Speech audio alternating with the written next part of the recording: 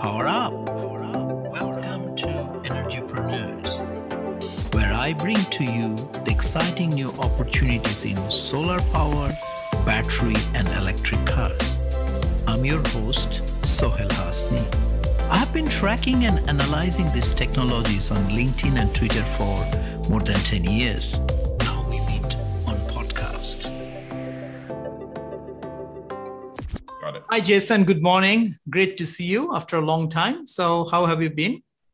I've been all right, Sohail. It's great to see you as well. I'm now talking to you from the other side of the globe, back in the US, where I've been spending the past few months. So I miss Manila and miss Asia, and I hope I'll be able to be back there soon with the family.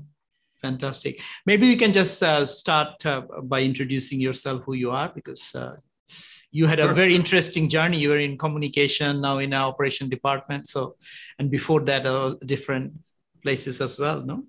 Yeah, well, I started off my professional life as a lawyer, as a trial lawyer in the States. And I had, I guess what you could say was an early midlife crisis. I looked down the road and couldn't see myself doing that until I was, 60 or beyond. So I kind of just abruptly threw my head over the wall and moved out to Asia, where I started working for the United Nations Children's Fund, UNICEF.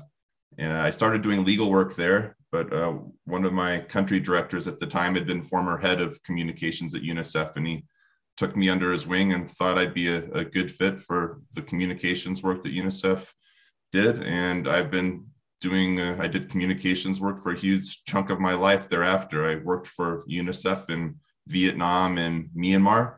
Then I moved to the Asian Development Bank, where I also did communications work for a long time in Southeast Asia. That was my main focus. I had a broader Pan-Asia focus at times, but Southeast Asia was always my patch.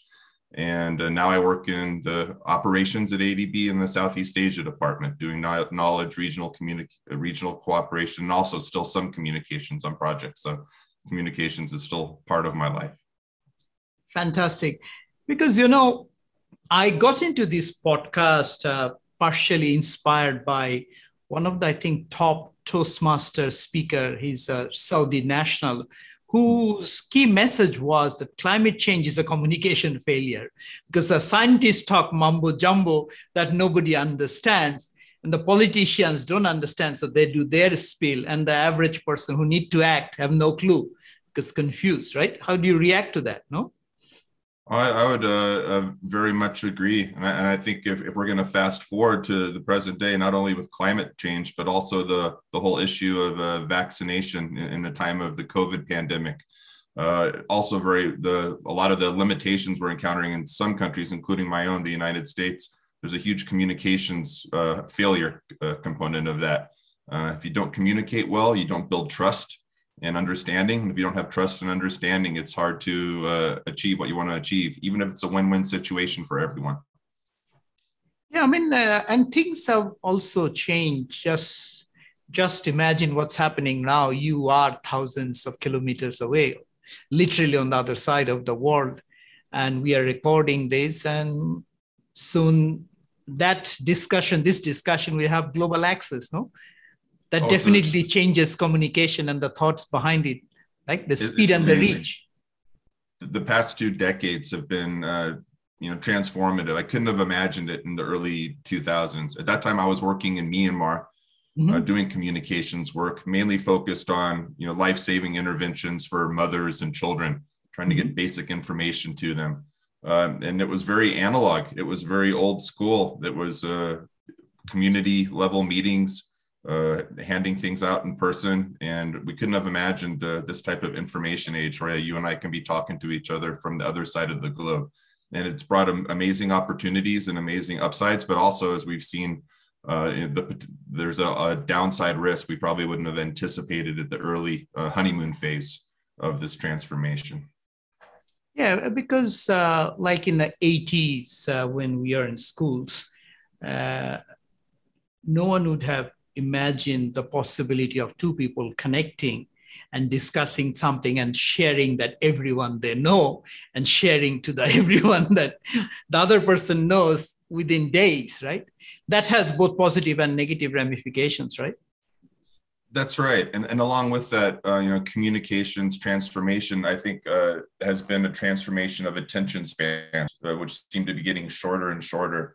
Mm-hmm. So it forces all of us, whether it's just in our personal lives or in the communications realm, to try to encapsulate and distill things to their essence. But sometimes when you try to distill things too much or too abrupt, you might not adequately convey the true meaning, and you fall short of trying to foster that understanding that we all aim for, and that can inadvertently lead to misunderstandings or shutting off of other information channels we'd otherwise be open to.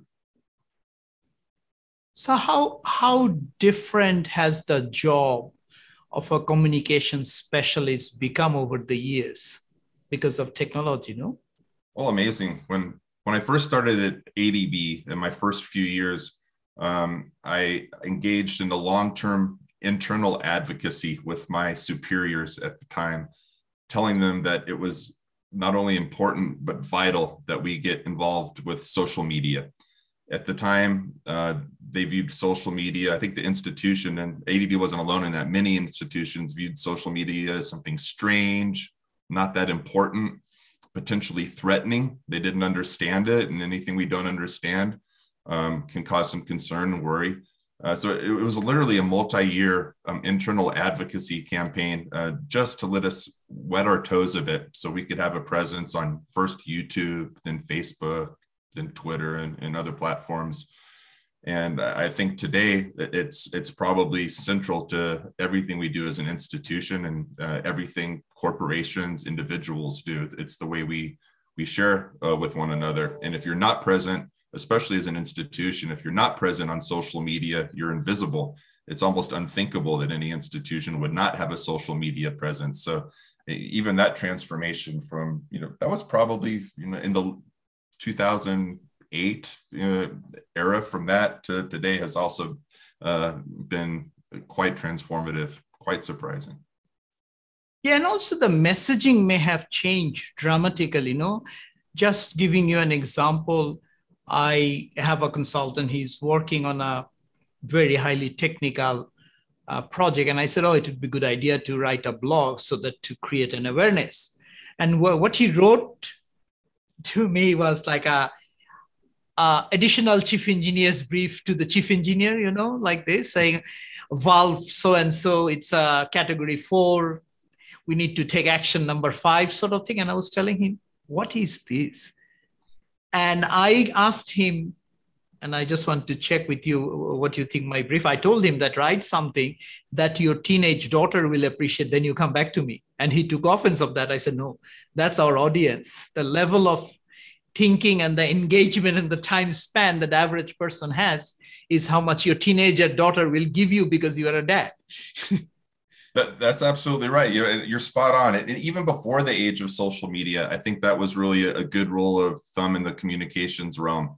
If you get too technical and communicate in too lofty a way, you're going to lose a huge chunk of your audience. I think this is something that people in academia still struggle with a lot. I have a lot of friends who are professors, and they're brilliant. But sometimes I'll read what they've written or what they've posted, and I have a hard time sifting my way through it. And I think for others that aren't in this broader development field we work in, it seems almost unintelligible to them. And at that point, you have to step back and say, well, what's the point? Who are you actually trying to share this information with? Who are you trying to persuade? Whose minds are you actually trying to open?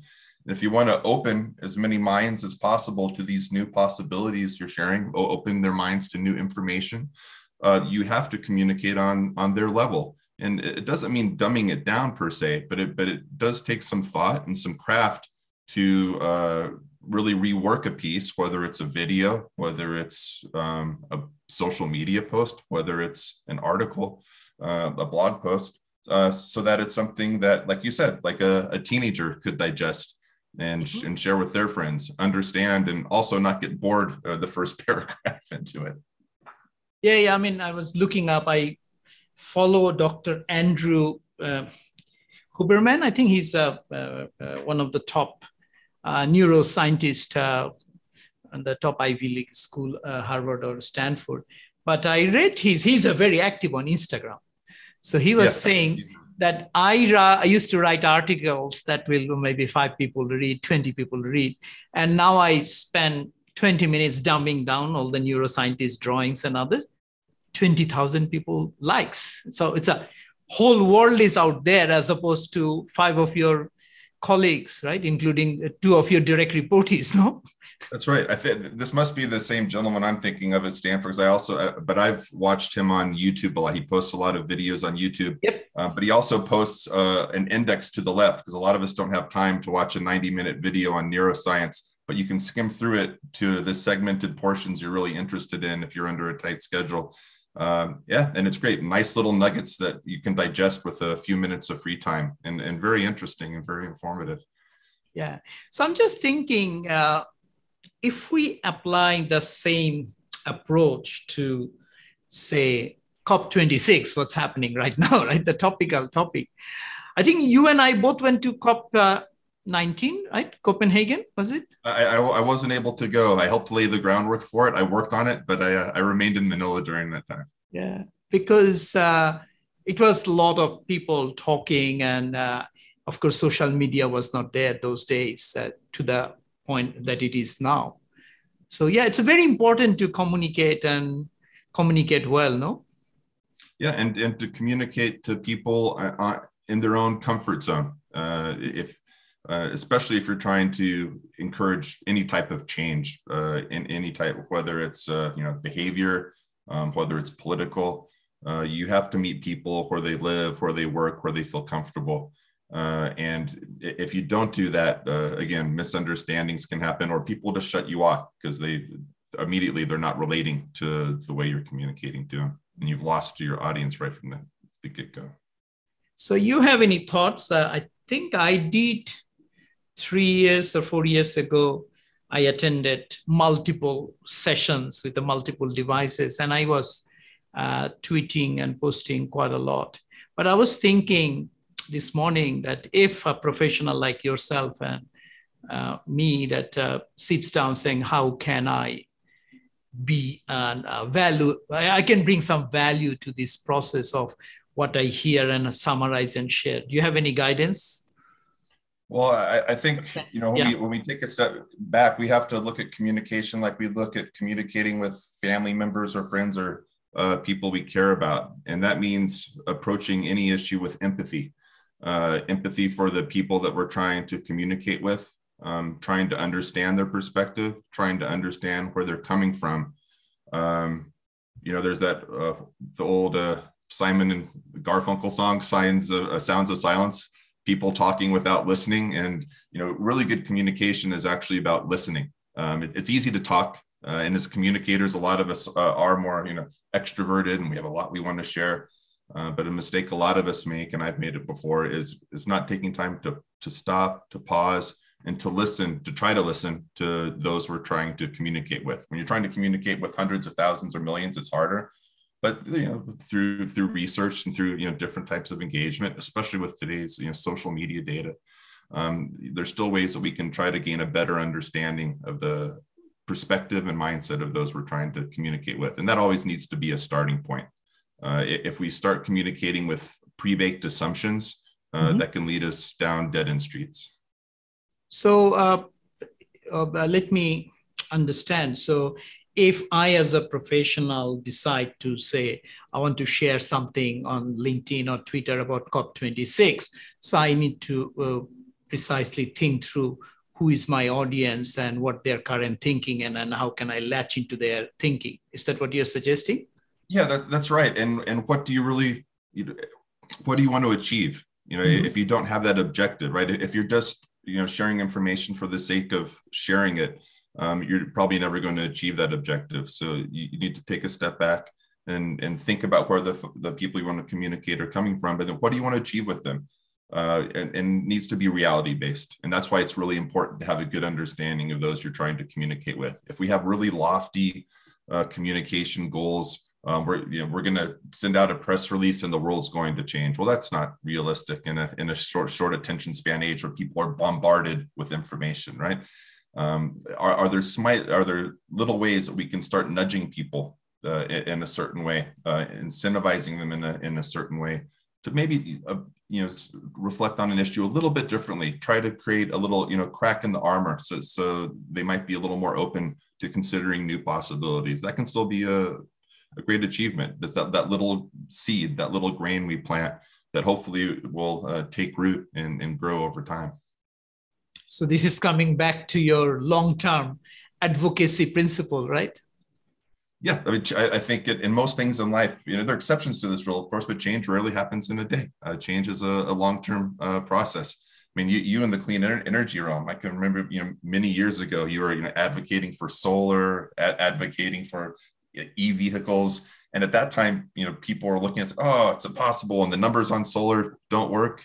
And now, it's quite clear. I mean, the solar's already, achieved huger progress than we could have possibly imagined. Even optimists like you, I think 10 years ago, wouldn't have imagined how much progress it's made. But changing those mindsets takes a long time, even when reality is outpacing, what we're advocating for sometimes.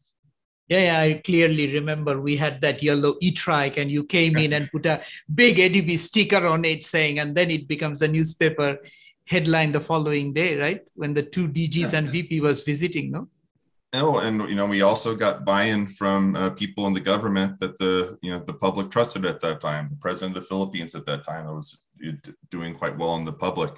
And that's another important part of, especially but advocacy communications. If you're advocating, you need to have an understanding of who people really trust, because if they're not hearing that information from a trusted source, it doesn't matter. Even if it's quality information, even if it's a good message, even if you've tested the messages with focus groups and it seems to resonate well, the source is very important. Years ago when I was working in Myanmar again, back in the early 2000s, we wanted to encourage mothers to breastfeed their children. There was a lot of formula being distributed at the village level. It was often being mixed with water that was impure, create diarrhea in children. They'd get a lot of ailments, and it led to higher child mortality. So we're really trying to encourage mothers to breastfeed, all sorts of health benefits. And what we discovered, I won't go through the whole long story, but what we discovered at the end of the day was the most important person to advocate with, actually in the Myanmar cultural context, wasn't the mother. It was the mother-in-law, who was really the female head of the household, because she was the one telling her daughter-in-law or daughter-in-laws who were living under her roof how they should be raising the child. And it doesn't matter if a young mother decided breastfeeding was best. If her mother-in-law wasn't on board with that, it wasn't going to happen. She's like, "What are you doing? Give the kid more formula. You're going to make him too skinny." And so once we understood that, we could start gearing our messages towards our real primary audience, the grandmas or the mothers-in-law, and we made better inroads. And that's why sometimes we do need that better, more nuanced and granular understanding of what we want to achieve and how we can really achieve it, and where that trust really comes from, or that decision-making power really comes from. Yeah, understanding those levers are important, but also I think what happens, the penny sometimes drops for few people real late. I remember when you and I was working on that e-trike project 10 years ago now, because it was April 2011. So yeah, it's beyond 10 years. Wow, it's been a long. I think we were ahead of our times. But the same people who those days strongly opposed, today I get a quiet email from them saying, "You know what? My brother-in-law has an electric car. I'm in California. I'm driving it. It's unbelievable. Can we buy this in the Philippines? Can you send me this?" And I remember the same person at that time was saying, "Not in my backyard. Do these experiments elsewhere, not in my backyard." That slowly they have changed. And they remember that you and I were pushing it. But it just took 10 years for the penny to drop. I remember more fondly now, because it was it was a tumultuous time. I think whenever you're pushing something new, novelty can be scary for a lot of people, especially when there's an entrenched way of doing things. And I think with the whole realm of climate change, even with the pandemic, anything new, there's a lot of anxiety involved with that. And it takes people a little time to get used to it. but it's good to at least try to open some doors ahead of time to grease the skids a little bit and make the entry of new solutions a little bit easier. Yeah, otherwise life will be super boring, no? Indeed, that's one thing we don't have to suffer with. We sometimes hit brick walls, but we're never bored, right? Yes, absolutely. Now, one thing that always bugs me that some people change so slowly on climate change, and even they question, but right now, because of COVID, everyone is on board, right? That's what it appears. So my personal question to you, what point in your professional career that you really felt that, oh, no, climate change is real and I have to do something about it? Was there a incident that you can remember, or it's slow? I can't think of one incident per se, but I would say that living in when I first moved to the Philippines, I mean, which was in 2000, my goodness, how long have I been in ADB now? 2013, 14, a long time ago. No, 2000, it was before that. I'm sorry. That was when I switched my job. It was in the 2007, I think. That's how long it's been now. You have to remember your ADB ID. Yeah, I'll if I had it with me, I would check it. But just after we had moved to the Philippines, some big storms hit. In fact, there was one storm that you and I were involved in another event. It was energy efficient light bulbs. And we had been in downtown Manila that day for the launch of these new bulbs that were being introduced in Manila. And it was a little bit of a stormy morning. We knew a bit of a storm was coming, but nothing that alarming. And by the time we were heading home after lunch that day, the whole city was underwater. And I waded home up to my chest. My daughter had been at a friend's house to play that day, and we were desperately trying to find out how we could get her home. My wife had been in another section of town taking a CPA exam that day. And all of a sudden the whole city was inundated. And it turned out, sadly, a lot of people lost their lives. A lot of people lost their homes. And that was probably one of those first big wow moments. But one storm, it's like, okay, maybe that was one of those things. But all of a sudden, year after year, the Philippines kept getting pounded with more storms and more storms. And we talked to all of our friends and colleagues that this wasn't the norm back then. Of course, the Philippines was always in a high risk zone, but they were never getting pounded with tropical storms and typhoons like they are today. So I think somewhere along the way that, being at the epicenter of some of those storms, seeing how devastating the effect was in the Philippines, the light bulb went off along the way. Yeah. It's coincidentally, this is the Ondoy, right? Yeah. Yeah. That's the day I was with President GMA, Gloria Macapagal-Arroyo. Yeah. We are doing that light bulb launch in. Yeah, I was there with you that day. Oh, okay. Yes. Yeah. Okay.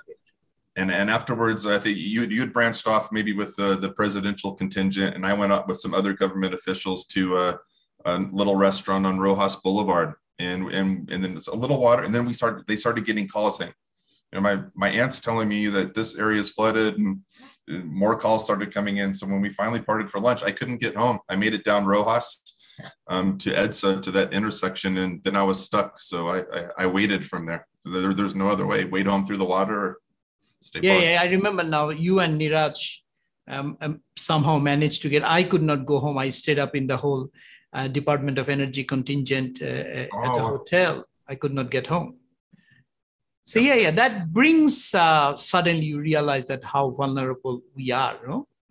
Yeah, and I think and sometimes people need those I didn't need that moment of clarity. I think to realize it was an issue, to realize it was a problem. But some people do. Sometimes until a problem's personal, it doesn't really resonate with people, and that's always a communication challenge as well. Whatever the issue is. Making people see it in their own eyes. It's a challenge right now in the U.S. still among a segment of society in terms of the whole immunization issue with the pandemic. Say, well, yeah, it's fine. I'm young. I know that's 1%, but that's 1% of like old people. I'm young. I'm fine. And it's trying to encourage them to look at the broader picture. What about the aunt you love, the mother you love, the grandmother you love? Even if you think you yourself are fine. Trying to instill that empathy in that goodwill, but it's challenging once people's views are already entrenched. It's hard to unwind that. Yeah, I mean the communication is so important. Coming back, that internal sort of feeling of helplessness that, yes, the climate, the world is so much stronger that the collective force that we can bring, the regulations, climate don't care, right? Yeah. So how do we engage with the younger people on that front? Because, though they don't have the information, they have the passion and the energy. So I bring in a lot of people. My guests in the podcast are young entrepreneurs who are trying to make a dent. So if somebody who is starting out as a young entrepreneur trying to do something for climate change, do you have any specific advice to them about how to communicate, what to do? Well, I think, first, for a young entrepreneur, it's the communication secondary. I mean, solutions are the big problem, right? You need something that you're passionate about. And I think when you have a good solution or a good innovation, innately, it can probably sell itself, but as long as you can clearly demonstrate how it will make things better. And I think it's tempting sometimes when you're a technical expert to, again, it's similar to what you were talking about earlier with that piece you had read from one of your colleagues or peers at Long. It's easy to get into all the technical aspects of it, but if you're trying to, market your product to a broader audience, you need to make sure that they can quickly, within 15 or 20 seconds, grasp exactly what's happening. It's the old elevator pitch story, which predates social media, right? It's a cliche in the communications industry, but it's actually a good metric. It's a good way to try to polish your product when you have 30 seconds in an elevator to try to pitch your product to someone, to distill it to that essence. And of course, you can't get through everything. But you see it on these shows still today, like Shark Tank and these types of shows. You only have a couple of minutes to communicate with people. And I think one thing about communication too, it's not just the facts. And I try to tell my kids about this. If they have to give a speech in school, I tell them, remember that that 5 minutes after you've given your speech, people are going to forget 90% of what you said.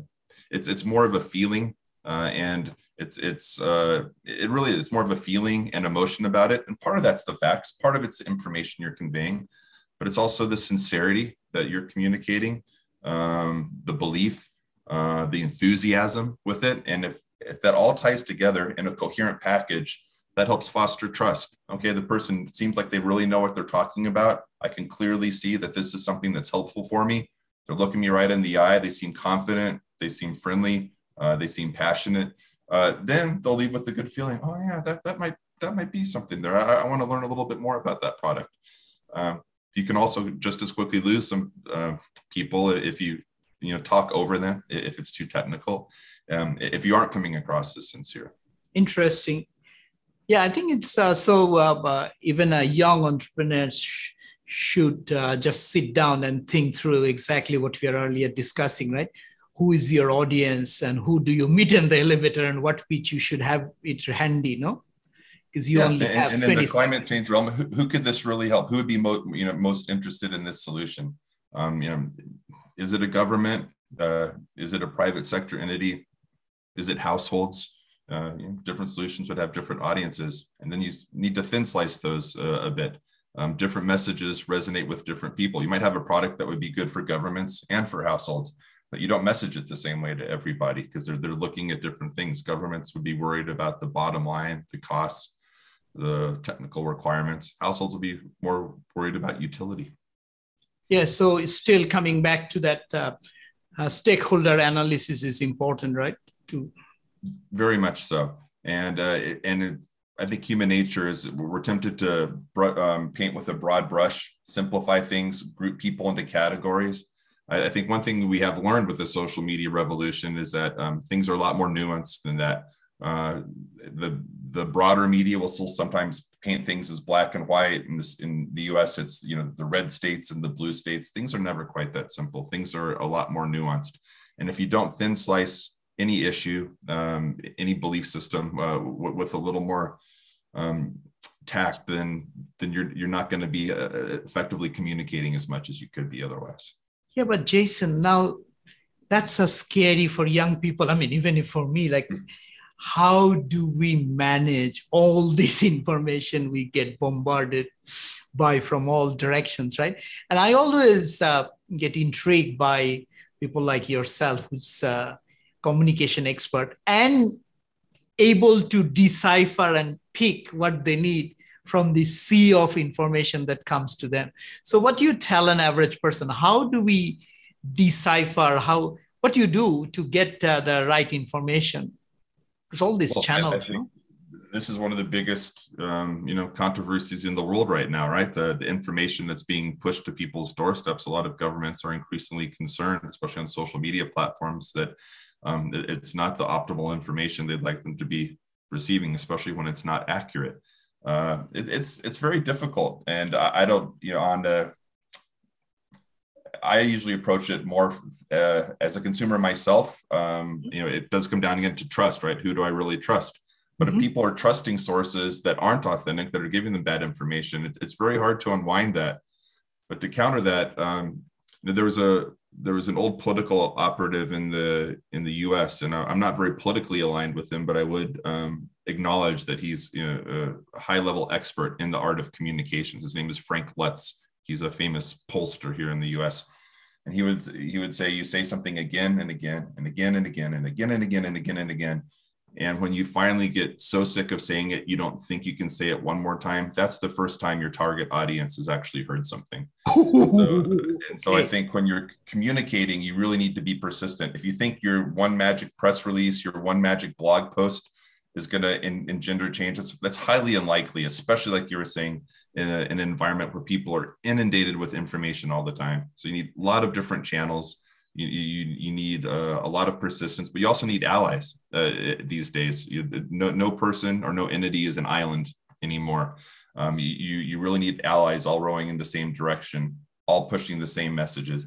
And this is why it's tricky, something like, the cops, because there are a lot of important issues within that, right? But when you go there, it can almost be overwhelming because different organizations, different groups will have their own pet issue within that large umbrella of climate change that they want the world to focus on. And they're all important. But for the average person sitting at home, what are they going to take away from that noise? Because if you have too many messages coming at you, it becomes noise. And sometimes you need a little unity. And I would, if I was king of cop for a day, I would try to encourage everybody to rally around, one or two themes each year. Not that everything else isn't important. It doesn't mean you can't keep addressing those things, but for your public advocacy, try to hone in on one or two items each year where you really feel that there's a possibility to make real inroads. Then the next year, some different allies within that larger cause can come to the forefront and push their issue. If it's easy for people to get overwhelmed these days. I think we all feel overwhelmed sometimes with the bombardment of information. And when people get overwhelmed, they'll tune out. They'll turn on Netflix and watch Squid Game or something like that instead, because it's a quick escape. So, yeah, that is from the supply side perspective. Excuse me. How do you optimize dissemination? But from a receiver side of it, so maybe the similar strategy can apply. Right? Before you go to COP, you decide these are the three things I have interest. Everything else is noise, no? That's a really good point. And we do all have our own responsibility too, right? We ourselves have to take responsibility for trying to sift through some of that and take responsibility from what we want. And you mentioned dissemination. We've corresponded before about the shift from an old school kind of 1970s dissemination view of communications to what's happening in the world today, which is engagement. I would tell my colleagues and all the government personnel I work with on communications issues, those that are familiar with this old kind of cheesy American movie called Field of Dreams with Kevin Costner. I don't know if you ever saw it, but yep. He goes out and mows down his cornfield and a voice tells him, if you build it, they will come. And I think a lot of people still have that magical view of communications. All we have to do is, send out our big, thick, 500-page study on something, and we'll send out a press release, we'll disseminate it, and then wonderful things will happen. It never does. It never does. It's a field of dreams. And I think especially these days, more than ever, you really do need that engagement. Any announcement of something new, that's just a starting point. You really need to, try to foster dialogue. And that's human nature. This isn't new wisdom. This is ancient wisdom. This is how And people used to, share stories over a campfire, listen to one another, speak with one another.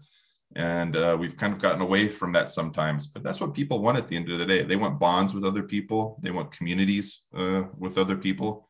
We have different types of communities than we used to have now, because more of our communities, especially during this time of pandemics and social media, is online. But we still want that discourse. It's hard to do as a large entity, though, as a ABB or as a company, to have meaningful engagement. It's easy to have engagement numbers, and a lot of companies look at metrics, engagement metrics. I'm not as sold on that as some people are. I think because I think a lot of that's not meaningful engagement. I think you need to take the next step beyond it, and especially in the corporate realm, consumers are a lot more savvy these days. People know when you're trying to sell them something. I don't know if one of the most brilliant Twitter feeds, I think. I don't know who these guys or gals are. It's a little meat company called Steakum. They sell frozen meat sheets. But if you want to see a brilliant social media strategy, go to their Twitter feed, Steakum. And most of what they talk about is actually communication, sifting through misinformation these days. And then they say, by the way, we're here to sell you frozen meat sheets, but you kind of already knew that. And they're just open and honest, but they're engaging with people, and they're without it becoming politicized either. They never talk about politics, but it's implicit in what they're talking about in terms of misinformation, whether it's about the pandemic, about politics, and they spend a lot of time thinking about how to honestly and accurately interact and engage with one another. And that's what people want in any interaction, even if it's with a frozen meat company. They want sincerity, and it's hard to be sincere when there's not a face with a name. Now, just because you tell me this story, I'll remember this, no? So I'm just tying this back to what you told previously, that you tell your son that 90% of the presentation will be lost, no? And that's what I think you are telling, the power of our storytelling. It's very important. How does one do that? This is not easy, no? I mean, this is what maybe a very innate human needs to know about stories, the gossip. Doesn't matter what you call it, at the end of the day, it is a story that people remember, no?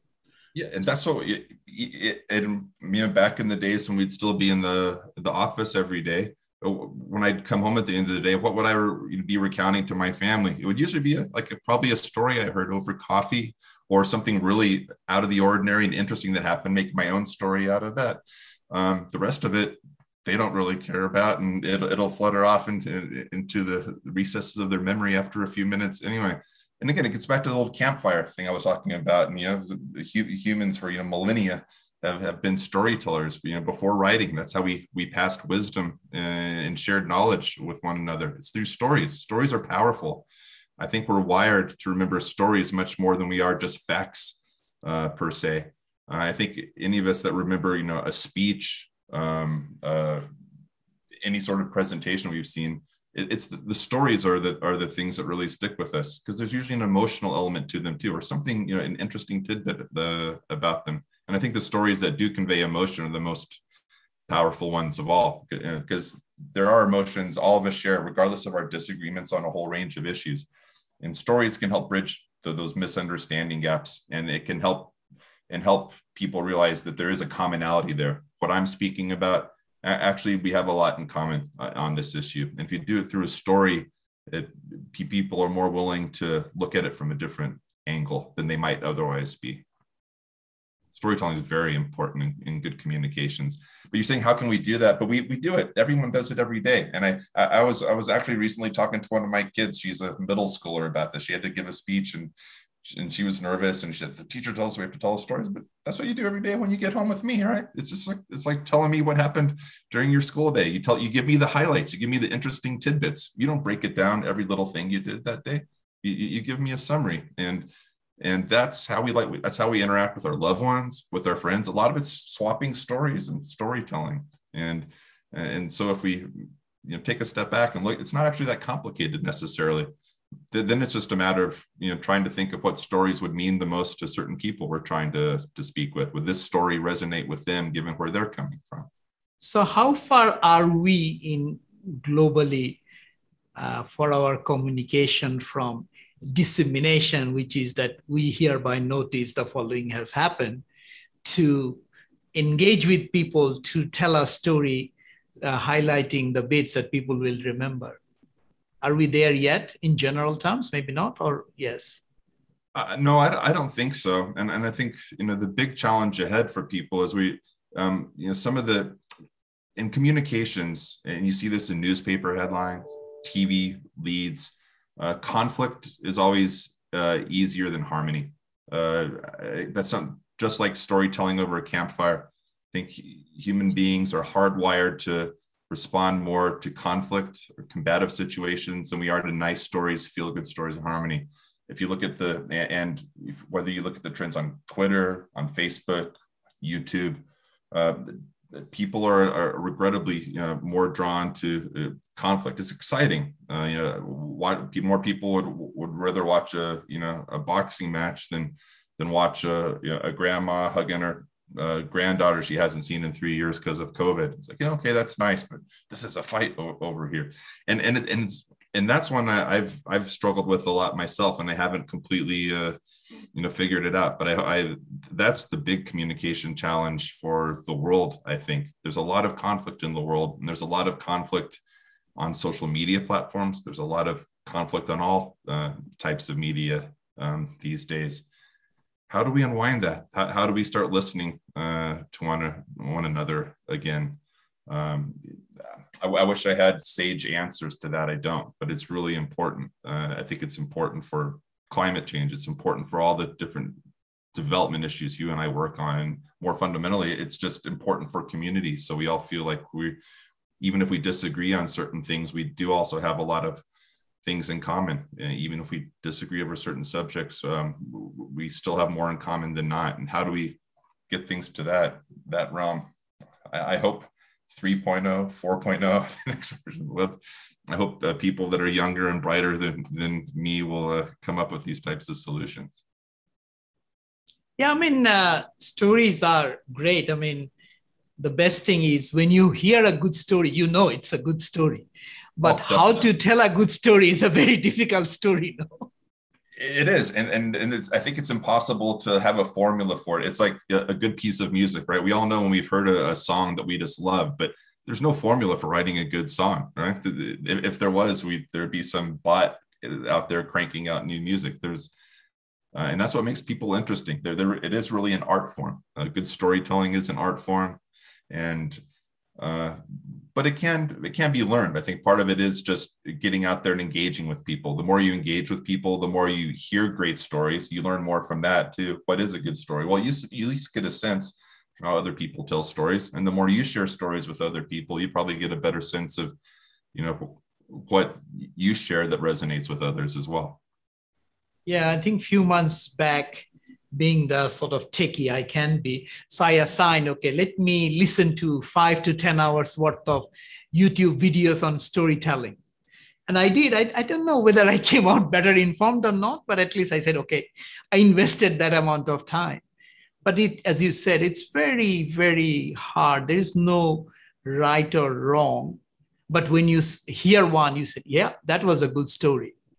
Yep. But I think in instances where you are trying to persuade people or to engender change that people might not be completely inclined to accept right away, that trust issue comes back again. Mm-hmm. And when you are trying to foster trust, it is important to also lead with vulnerability. You can't expect people just to trust you from square one when they don't know you. So how do you engender trust? It's complex too, but part of it is at least revealing part of yourself to people, saying, this is where I'm coming from, and in sharing something that's a little more meaningful, that's really deeper than surface, so they can see that you're opening yourself up. I'm making myself a little bit vulnerable, so you'll know that I'm sincere about what I'm talking about, that I'm not just doing it because I'm a corporate shill trying to sell a beef sheet, that there's something more behind what I'm doing here, that I actually do care about certain things that are important.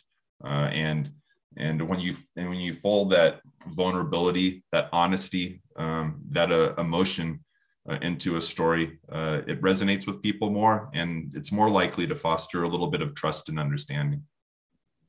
Okay, I'll let you know. I'm going to do an experiment maybe next week. I have a big session with a fossil fuel generating country and telling them, if you don't do this, this is bad news because Stone Age came to an end. You know, that quotation, right? So, I mean, it works so far, and we also giving them a roadmap and others. So I'll find a way that how can I be quite vulnerable in that situation as well, because I'll come armed with numbers and knowledge. So I'm very much ready Oh, to. yeah, you have that already. But at the same time, you're right that how do I take a step back and also find a way to be vulnerable and then make that presentation a story. Yeah. And it's also making the recipients of what you're speaking about feel comfortable. You know, we never want to make people, sometimes we're asking people to change, and it's a fine line, because like what we're telling them is what you're doing now isn't good, right? Like right now you're using too much fossil fuels. That's bad. It's bad for your country. It's bad. And it's easy to, you know, to lose a little nuance in that and put people on the defensive. And so it's really important to make them feel good about it. What you're doing, many countries have been through the exact same thing. You know, that's nothing new. We allow, every country was there at one point in time. So we fully understand. But the good news is there's a pathway out of this. There's a pathway. There's a win-win pathway that it'll be better for yourself, better for your people. And yeah, and that's also really important, because if you put people on the defensive, if you want to change or persuade, you forget about it. It's not going to happen. That was one of the hardest things for me when I went to communications, because I was a lawyer, a trial advocate, and there we are. We use verbal hammers, right? Our opponents, we put them on the stand and beat them into submission, and then trot in front of the jury. See, this guy doesn't know what he's talking about. But that's when you have a panel there. If I was trying to persuade that person on the stand, it would be a completely different approach. I had to unlearn a lot of things and then relearn better ways of communicating with people. Just thinking, Jason as a trial lawyer, my God. My family still says I am 50% trial lawyer, so I haven't completely recovered. We're always in recovery mode, I guess. Thank you, Jason, for your time. Is there anything else you want to say that I did not ask? But it was a fantastic conversation, indeed. No, it was just wonderful to catch up with you. It's been far too long, and I hope before too many more months we'll be able to catch up in person again. But I appreciate you reaching out, and it was wonderful to chat with you. So hope it'll be sooner rather than later. Yes, absolutely. We all hope so. Thank you very much. Thank you, Jason. Sure thing, Sohail. Thank you for joining us this week. If you haven't done so yet, subscribe to our show.